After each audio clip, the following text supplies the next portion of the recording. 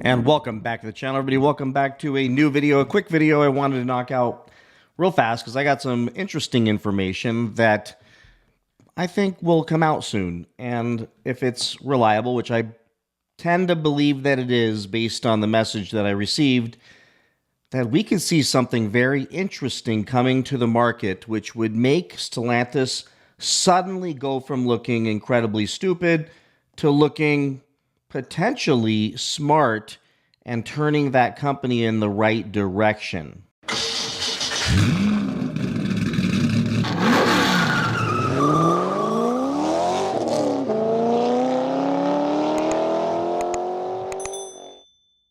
All right, so let's talk about this real quick. One of the hottest selling cars, one of the most selling cars that Dodge has had for, I don't know, over a decade now, has been the Pentastar six-cylinder engine in the Dodge Chargers and Challengers. These cars sold like crazy, whether it was in the GT or the SXT or whatever other trims that they came in. These things were spectacular because they were really cheap for a very long time. Before my daughter got her license, I was literally looking at Challengers for like $22,000 after rebates back in like 2019, 2020, before COVID kicked in and everything went insane.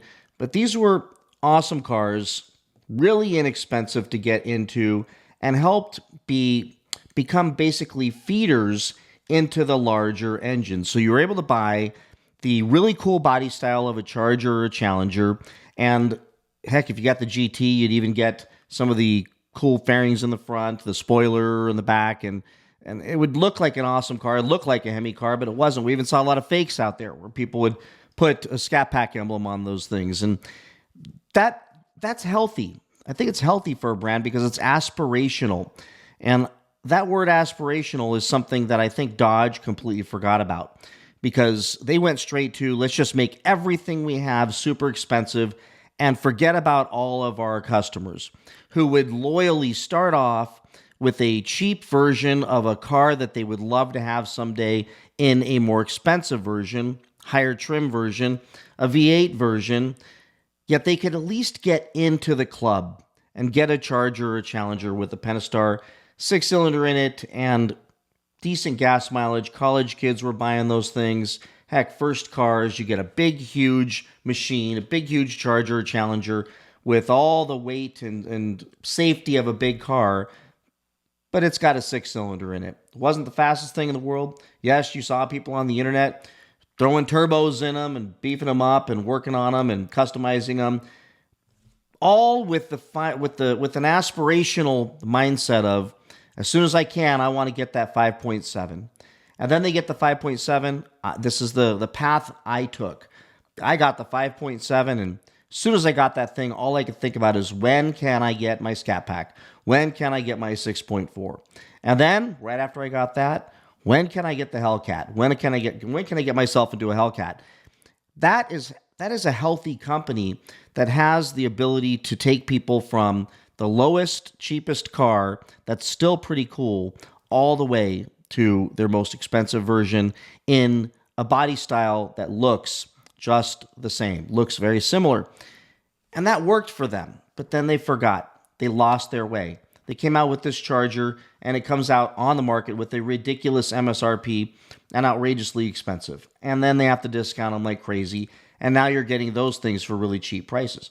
But what could they do to really recreate what they had before? Well, the twin-turbo i6 is going to be expensive. No matter how you cut it, even the standard output, we have to know it's going to be expensive. It's expensive technology, and it's expensive engine, frankly. I believe it was even more expensive than the V8s. For sure it was, actually. So they're going to put these expensive engines in that are going to take a ton of technology and probably not be as reliable with twin turbos, which certainly won't last as long. And they're still not reaching out to the customer base that could afford that thing. The kids who want to buy a $20,000 car for college, the parents want to get them started in a car that's big and safe and cool looking, though. They don't have that. So here's what I got today. I got this message, which leads me to believe that this could be happening, which could make Stellantis look smart again, because it could be brilliant for a lot of reasons. This could create a scenario where they have an entry-level charger and they can now help shepherd people through the line all the way up to, let's cross our fingers, the Hemi Dodge Chargers. It seems like that's a footprint, that's a blueprint. It seems like that's a blueprint for success no matter how you cut it. But they need a cheap entry-level car. That's what they've been missing. And here they go. They even got rid of the Chrysler 300, which you could get with a smaller engine in it for really reasonable price and get to working back in something that looked cool. They have nothing. And Dodge really has nothing. So here's the message I got. I'm not going to put it up on the screen because he wants to be kept confidential, but he works at the Kokomo transmission plant. He noticed something very interesting.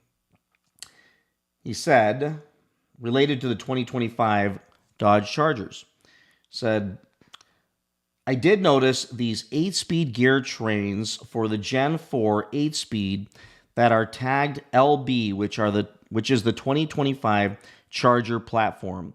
Also, they are tagged, quote, PX 3.2, unquote, which internally PX has always meant Phoenix, which was the name originally for the Pentastar. And I'll put the pictures up on the screen that he sent me. So it seems to reason that they are going to be putting the Pentastar into the new Charger.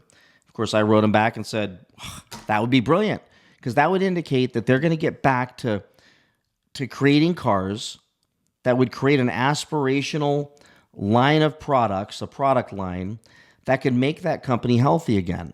And frankly, if they do that, then it would stand to reason that that car would help with massive amounts of profit to lead through their EV.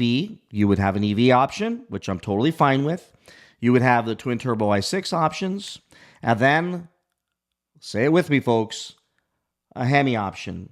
And hopefully down the road, they will keep finding ways of stuffing a faster and faster awesome V8 into that Charger. Whether you like that body style or not, it's the one we're going to be stuck with. I like it. I think it looks great, but it needs a Hemi. And we can see something pretty great happening.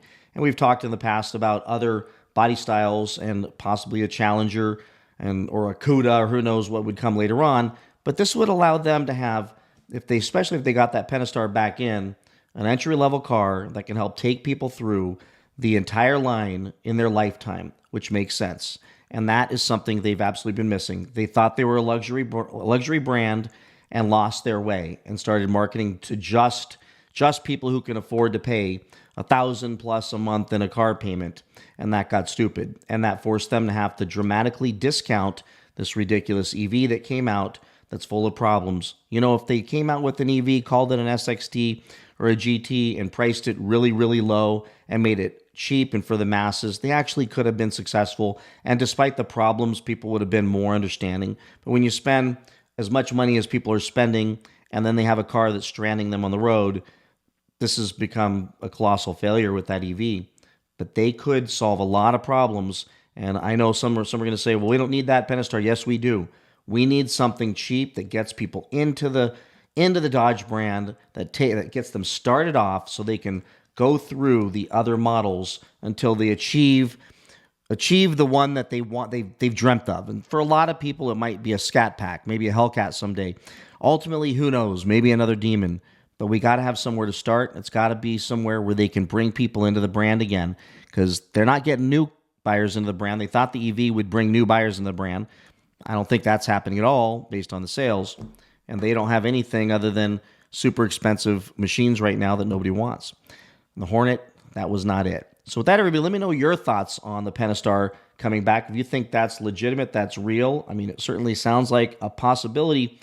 And leave a comment below. Be sure to subscribe. We're pushing to get to that 100,000. We're so close. Appreciate all your support. And I will see you all in the next one. Bye-bye.